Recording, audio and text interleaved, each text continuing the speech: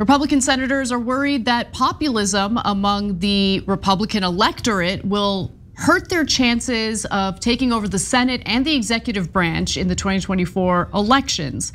Now, in a lengthy piece in The Hill, some of these senators spoke on condition of anonymity to essentially talk about those elements in the electorate that they're concerned about.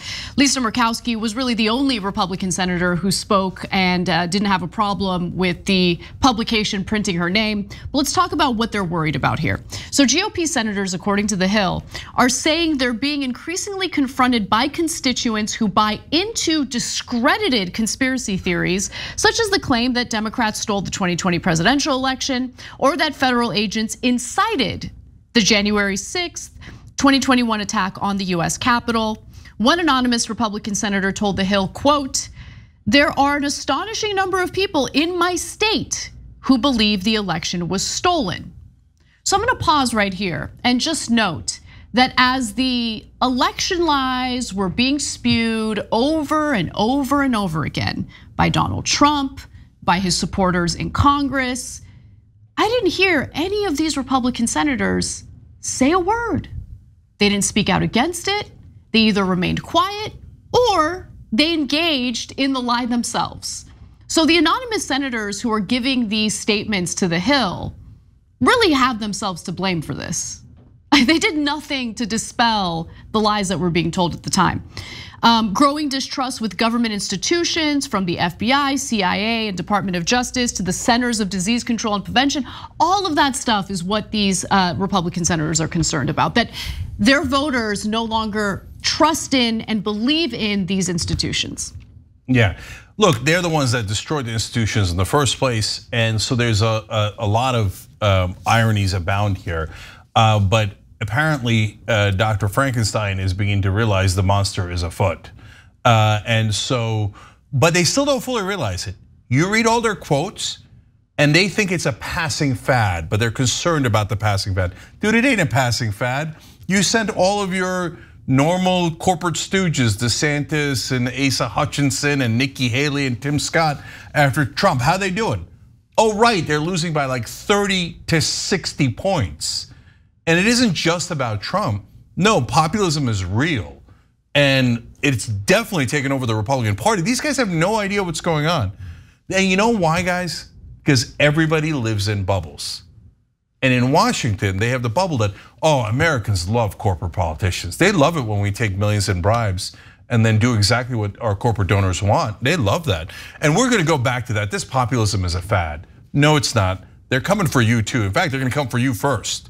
So Republican senators waking up to this after it's way, way too late in their own party. But even more important than that, both for Republicans and Democrats, you guys are the ones that started the problem. You created populism because of your corruption. Everyone hates the corruption. So until you stop the corruption, you're never gonna stop the populism. Well, the corruption, I think you're right? But you're missing a few steps. So the corruption, meaning the corporate interests, moneyed interests, buying off our politicians, and essentially persuading them to not work on behalf of their constituents, but essentially work against them on behalf of corporate interests. You see that happening over and over again. If you're wondering, okay, well then how do they win elections then? Well, they pivot to culture wars. That's why our news cycle is freaking dominated day in and day out with culture wars. Yeah. And that's what, honestly, the electorate at this point, I think, is going to the polls and voting on. But putting that aside for a second, as they dismantle these institutions, as they make government flaccid and unable to respond to the actual needs and concerns of ordinary Americans, as the economic stability of ordinary Americans is called into question and is destabilized, what do you think happens? Of course, this is all common sense. People are furious, people are angry, they don't know what their future holds in this country. And so they're looking for scapegoats. You have a perfect cult of personality, Donald Trump, who points to all these institutions as the scapegoats. And since these institutions have failed them, it is unsurprising that this populism continues to percolate within our system and within our electorate. I want to give you some more statements, including another Republican senator who did not want to be named for this piece. So this individual says, The growing strength of radical populism makes it a lot more difficult to govern. It makes it difficult to talk to constituents. There are people who surprise me, and get a load of this statement. I'm surprised they have those views. It's amazing to me the number of people, the kind of people who think the election was stolen. I don't want to use this word, and then this person proceeds to use the word, but it's not just a redneck thing. It's people in business, the president of a bank, a doctor. Yeah, and look guys, so this is very important, and again, not discussed in other parts of the media. Brainwashing works on smart people too. I mean, look at mainstream media. They brainwash some of the smartest people in the world into thinking that the status quo is awesome and corporate bribes are just campaign contributions of people who are interested in the general welfare. And it doesn't affect the legislation or the politicians at all. Smart people can be brainwashed into anything. It's not a matter of intelligence. So, okay, a doctor, or a business owner, or a bank, he watches Fox News, he gets brainwashed into thinking, oh yeah, the election was stolen by a bunch of mules. And you think that he can't possibly believe that? They had 60 court cases. They didn't present a single shred of evidence. But he didn't hear that. He didn't hear that. He watches Fox News and they scrubbed his brain clean and gave him a whole bunch of crap. And he's like, oh yeah, I think the election was stolen. But you go to MSNBC, you got a bunch of people there who are doctors, lawyers, bankers, accountants, and they scrubbed their brain and said, oh, corporate politicians are wonderful. Don't worry, they're looking out for your interest. Oh, don't ignore that Biden and Pelosi are taking tons of money from oil and gas industry. It was a coincidence that they passed the Mountain Valley Pipeline and they're drilling in Alaska. They have your best interest in mind as they're doing the exact opposite.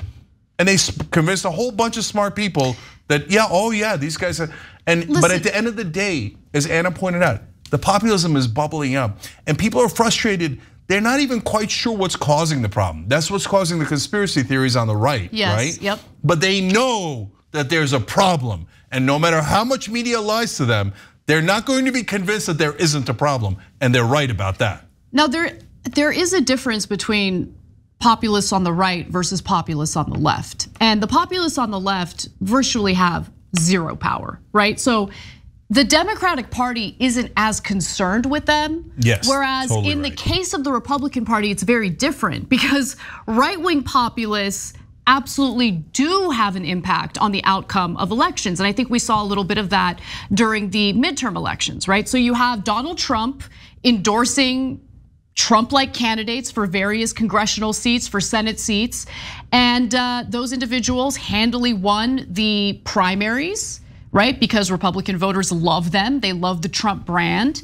But once you get to the general election, that really does put the Republican Party at a disadvantage because the elections really come down to the independent voters who don't really have an appetite for these right-wing populist candidates. Yes and no, Anna, I'm with you, but it's 50-50. And the reason why is for independents, when the Republicans say, oh, a bunch of mules and Hugo Chavez stole the election, they're like, these guys are nuts. I can't vote for these guys who are saying crazy. Oh, and you want to take away abortion rights? I don't want that. I don't want that. Mm-hmm. So those are the upsides for the Democrats with independents. On the other hand, when the Democrats say the system is great and there's no corruption at all, keep voting for things to be exactly as they are today. Independents go, and they're like, oh, I don't want to vote for that. That's the last thing I want to vote for. So then we have it at 50-50. Look, guys, the correct answer is economic populism from the left, okay? Yes. But that's the one answer that corporate media, both mainstream and right-wing media, have got bottled up. There are no economic left-wing populists on air anywhere. I mean, look, honestly, at this point, I'm gonna keep it real. Where does the economic populism really exist at this point? About Bernie Sanders in here, and that's about it. Everyone else is neck deep in culture wars. Yep, totally. And by the way, the culture war guys, even on our side, are not populist. Their positions are not at all popular. The radical right and the radical left's positions are deeply unpopular. The populism comes in the economic proposals. And that's where the right-wing proposals are like, oh, I don't know, let's give big business more power. Wait, that's not populism either. Where are you guys going, right? And the only people saying anything rational is left-wing economic populists going, why don't we do what the American people want?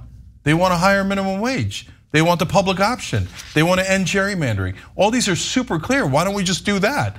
And all of corporate media goes, no, those are the most dangerous radicals. No, we're the people that 2/3 of the country agrees with.